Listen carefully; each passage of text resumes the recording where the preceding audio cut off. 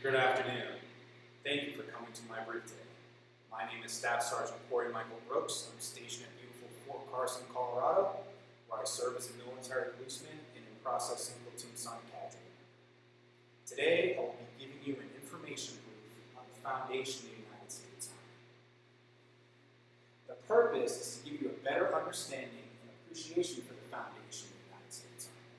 Most Americans do not know enough about the history of the United States Army and the importance it has played in the establishment and defense of America. United States Army soldiers stand ready to deploy, engage, and destroy the enemies of the United States of America in close combat. The United States Army is deep-rooted with history, which has made it a global leader for other forces to emulate. I'm a United States Army soldier who has over 8 years of experience while serving as a military policeman. I've served in every position as a military policeman and soldier.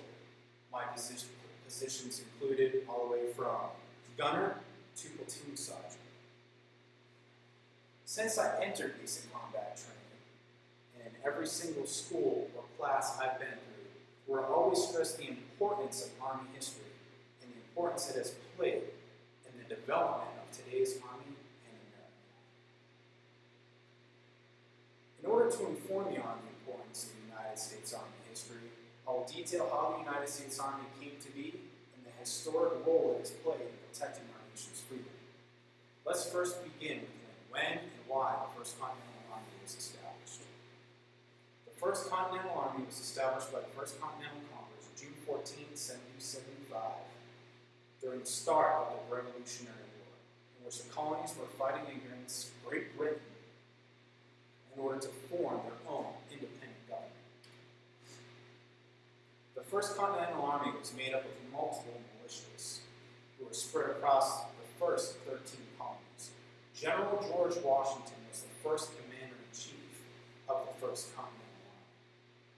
General George Washington laid down the building blocks for America's First Army in order to establish a force that was capable of training, sustaining, and maintaining itself so it could support and defend its newly found country. The First Continental Army, however, was ill-equipped, lacked discipline and structure. The editors of the Encyclopedia Britannica, 2014. General George Washington grew anxious as he lost battle after battle. He knew something had to be done. So he hired Baron Frederick von Steuben of the Prussian Army. Von Steuben was the founder of the Blue Book. The Blue Book outlined structure and training for the Army. The first formal training event was at Valley Forge, where von Steuben implemented the Blue Book and the strict structure that was in it. The training was such a success that General George Washington hired von Steuben and commissioned him as general.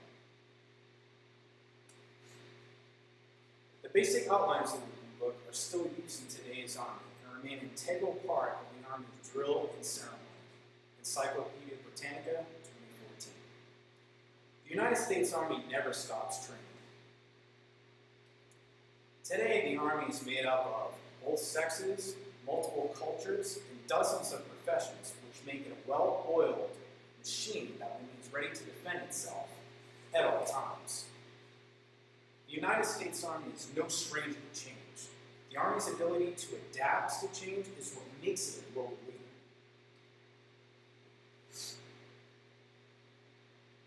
The Army first began with multiple militias, who were mainly white men who had similar views and dispositions. As the Army grew, so did the variety of people that were in its ranks. Today we have the most diverse Army in the world. The first positions and jobs in the Army were limited. The member was either a commissioned officer, non-commissioned officer, or enlisted member. Non-commissioned officers are considered the backbone of the Army. Rush 2010. All were considered riflemen first. Specific training was limited for America's First Army. Training was so limited that basic tactics and marksmanship were usually the first things implemented. Today, those three categories in which an individual can serve remain the same. However, now there are over 150 different active duty jobs and specialties. Being a global icon for freedom, it is key to not forget the men and women who took the oath to defend it. As Americans, it is important to understand America's Army and how it was born and how it contributed and continues to contribute to our country's independence. The United States Army has continued to adapt and overcome any obstacle that it faces because of the leaders who care and the soldiers who never give up and continue to serve. Ladies and gentlemen, this concludes my brief. If you'd like further information on my sources, they are listed above. Thank you.